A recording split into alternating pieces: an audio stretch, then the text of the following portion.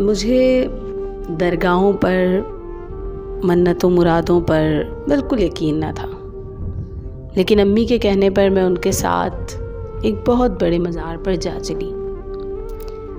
मैंने कभी नहीं सुना था कि मज़ारों पर दुआएं कबूल होती हैं, क्योंकि शायद मेरा ताल्लुक़ एक ऐसे घराने से था जहाँ पर इन बातों को नहीं माना जाता था। लेकिन वक्त ने ऐसी बाजी पलटी कि फिर हमें दरगाहों पर जाकर मन्नतें मुरादें और इस सब पर भी काफ़ी यकीन रखना पड़ा। खैर, उस दिन भी हम परेशानी के आलम में दरगाह पर गए थे। अम्मी इन बातों पर काफ़ी यकीन रखने लगी थी। मैं वहाँ पर भीड़ में खो गई थी। चंद ही लम्हों में एक लड़के ने मुझसे कहा कि क्या आपका नाम हिरा है? मैं उसे फ़ौरन देखकर चौंक गई कि वो मेरा नाम कैसे जानता है। मैंने कहा जी। तो उसने कहा कि दरगाह के पिछली तरफ आपकी वालदा आपको ढूंढ रही हैं। तो मैंने फ़ौरन ही उससे कहा कि आप मुझे वहाँ ले जा सकते हैं, और उसने जी कहा और चलने लगा। मैं उसके पीछे चलने लगी। कुछ ही देर में मैंने देखा कि दरगाह की पिछली तरफ मेरी वालदा काफ़ी रो रही थी। मैं जाकर फ़ौरन उनसे लिपट गई और उनसे कहा कि आइंदा मुझे यहाँ ना लाइएगा, मैं नहीं आ सकती इतनी भीड़ भाड़ वाली जगहों पर, मेरा गुजारा नहीं होता। अगर मैं गुम हो जाती और आपको कभी ना मिलती तो आप क्या करती? खैर, वो सब मैं जज्बात में कह गई। कुछ अरसे बाद मेरा फिर वहाँ जाना हुआ, और इत्तेफाक या फिर क्या कहें कि वो लड़का मुझसे फिर टकराया। मुझे कुछ अजीब सा लगा। लेकिन आज मेरे साथ मेरी कज़िन सादिया भी थी। सादिया ने मुझसे कहा कि मुझे ऐसा लगता है ये लड़का तुम्हें काफ़ी देर से नोटिस कर रहा है। क्या ये हमारा पीछा कर रहा है? क्या ताई अम्मी इसके बारे में जानती हैं? मैंने उससे कहा तुम पागल हो गई हो, दिमाग ख़राब है तुम्हारा। हम दरगाह पर आए हैं कि यहाँ पर भी अब हम हर एक को शक की निगाह से देखेंगे? तो उसने कहा कि मुझे ऐसा महसूस हुआ कि ये हमारा पीछा कर रहा है, इसलिए मैंने तुमसे कहा, तुम खफा क्यों होती हो? खैर, शायद उस लड़के ने सादिया को अपना नंबर पकड़ाया था और उसने कहा था कि हिरा से कहिएगा मुझसे रब्ता करे। सादिया शोख चंचल मिजाज की लड़की थी और मेरी तबीयत में काफ़ी संजीदगी थी, और हो सकता है ये संजीदगी शायद वक्त व हालात की बदौलत हो। मैंने उससे कहा कि सादिया, क्या हुआ है तुम्हें? तुम बार बार अब वहाँ क्यों देख रही हो? अम्मी को पता चला तो तुम्हें खूब डांट लगेगी। उसने कहा नहीं, ऐसी बात नहीं है, बस चलो अब चलते हैं, मैं थक गई हूँ। खैर, हम लोग घर आ गए। कुछ ही अरसे बाद मेरी शादी हो गई। मैं अपनी ज़िंदगी में खुश रहने लगी। मालूम नहीं क्यों, लेकिन मेरा दिल उस लड़की की तरफ थोड़ा सा खिंचा रहने लगा था।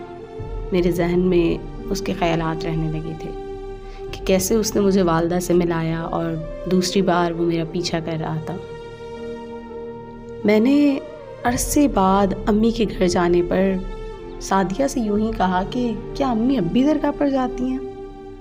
सादिया ने बताया कि अम्मी का यकीन तो इतना पुख्ता हो गया है कि उनका तो बस ना चले वो दरगाह पर ही बैठ जाएं। मैंने भी तंज़ियतन मुस्कुराकर बात को ख़त्म कर दिया।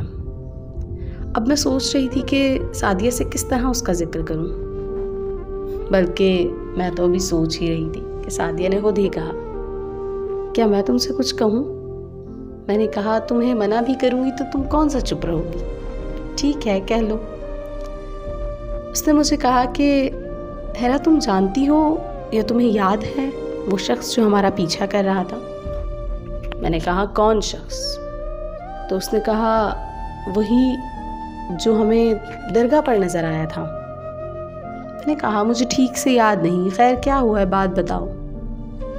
तो सादिया ने बताया कि उन दिनों उसने मुझे नंबर दिया था और मैंने हिरा बनकर उससे राब्ता रखा। लेकिन जब तुम्हारी शादी हो गई तो मैंने उससे राब्ता ख़त्म कर दिया। ये कहकर कि अब मेरी शादी हो गई है और मुझसे राब्ता न रखना। मेरे पैरों से ज़मीन निकल गई कि सादिया इतनी गिरी हुई हरकत कैसे कर सकती है। लेकिन हाँ, मुझे कहीं ना कहीं उम्मीद और आस हो गई थी कि शायद अब मेरा उससे राब्ता हो सकता हो, शायद अब मेरी उससे बात हो जाए।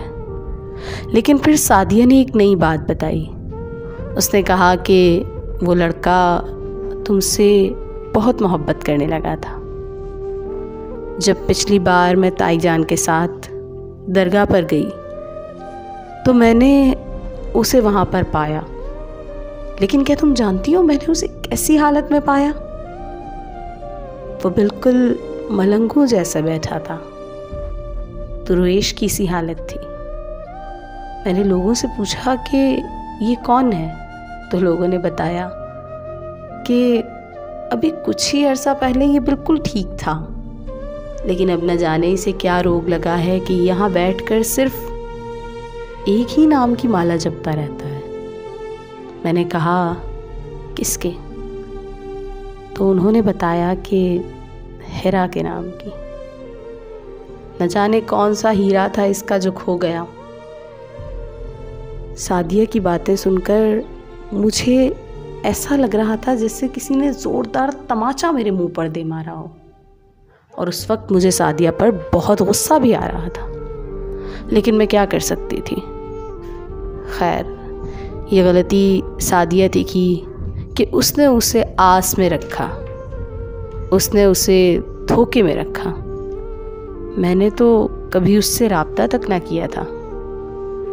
और यूं वो एक अच्छा भला लड़का जो अपनी ज़िंदगी बिल्कुल सही गुजार रहा था, शायद वो एक दुर्वेश बन गया, सिर्फ एक मोहब्बत की वजह से।